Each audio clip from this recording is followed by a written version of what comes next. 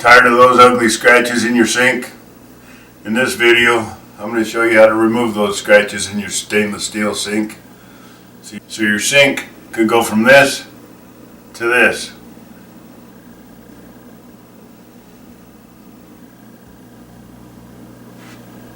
Hi everybody, my name is Steve Nix and welcome to my channel.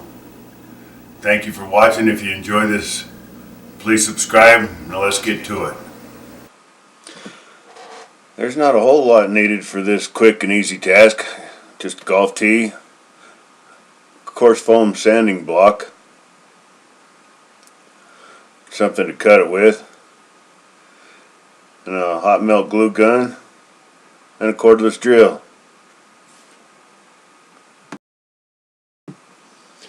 Okay, off camera I went ahead and cut a 1/2 inch square block out of there. I usually use a larger 1 inch one, but I wanted to see what this would look like with a smaller. Anyway, now we just need to glue the golf tee on to the top of that block.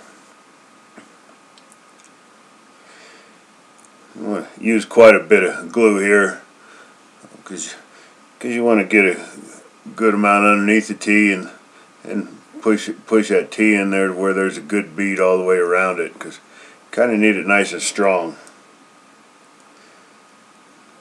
Be careful with this because it's that glue's kind of hot. Make sure you don't burn yourself. So then just put it aside and let it cool for a few minutes there. It won't take long.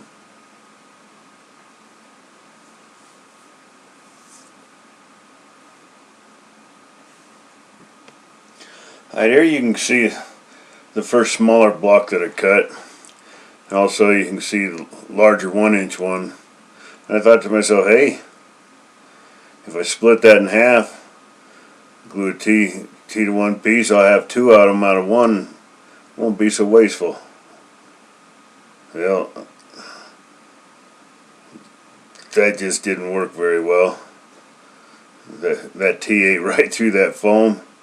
And it just took a few minutes, so then I went ahead and of course I had to cut another block and get it all glued up, and that's what it should look like right there.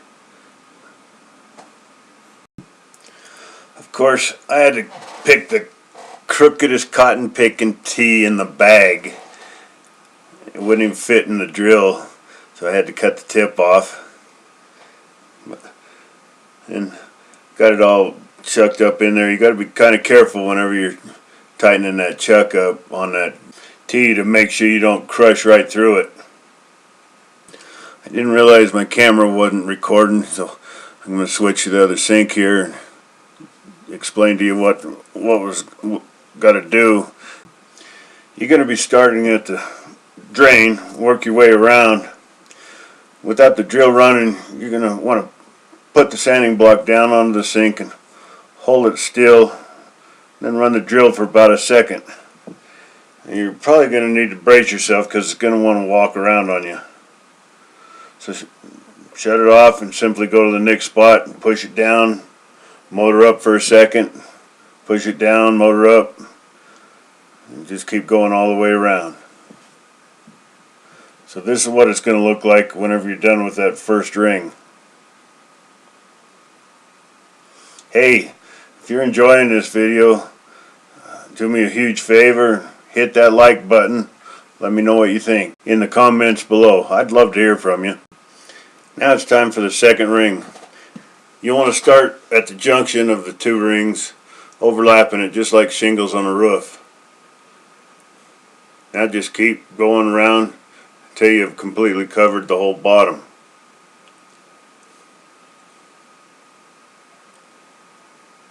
Just take your time, make sure you're braced well.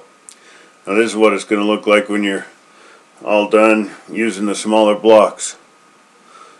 The smaller blocks kind of made it look a little too busy for me, so I redid mine using the larger 1 inch blocks. You get a little glare blind while you're doing this, so I put a dozen or so drops of water in the sink before I start. This collects the sand and dust and cuts the glare by and makes it a lot easier to see where you need to go next. Okay, the right sink's been finished with the larger 1-inch pads and the left side with the smaller. And you can see there's a lot of difference. I personally like the larger.